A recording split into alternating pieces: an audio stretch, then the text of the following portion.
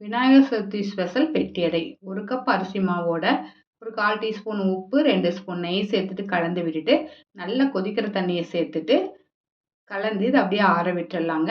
கடாயில 2 ஸ்பூன் நெய் சேர்த்துட்டு, என்னென்ன நட்ஸ் வீட்ல இருக்கோ அதோட எள்ளும் சேர்த்துட்டு, ஒரு 3/4 கப் தேங்காய் துருவல் சேர்த்து வறுத்து விட்டுட்டு, 1/4 கப்பு கொஞ்சம் அதிகமா சர்க்கரை. நீங்க எது வேணாலும் சேர்த்துக்கலாம். நாட்டு சர்க்கரை, வெல்லம், வெள்ளை சர்க்கரை எது வேணாலும் சேர்த்துக்கங்க. 1 ஸ்பூன் அளவு தண்ணி சேர்த்து ஏலக்காய் போட்டு சேர்த்து கலந்து இத அப்படியே ஆற விட்டுறலாங்க. இப்ப இந்த மாவு நல்லா ஆறினதும் ஸ்மூத்தா பிசைஞ்சிட்டு, இது மாதிரி நைஸ் ஹோல்ஸ் உள்ள இடியாப்ப பிளேட்ட ஃபிக்ஸ் பண்ணிட்டு, இதுல மாவு ஃபில் பண்ணிட்டு, பட்டர் சீட்டு இல்லைன்னா இலையில நீங்க இடியாப்பம் மாதிரி சுத்தி விட்டுட்டு, செஞ்சு வச்சிருக்கிற பூரணத்தை சைடில் வச்சு இந்த மடக்கி அப்படியே இது மாதிரி எல்லாத்தையும் எடுத்து வச்சுட்டு ஆவியில் ஒரு 10-15 நிமிஷம் வேக விட்டு எடுத்தோம்னா சுவையான பெட்டி அடை. இது ஸ்ரீலங்காவில் செய்கிற ஒரு ஸ்பெஷல் ரெசிபி தான். ட்ரை பண்ணி பாருங்கள்.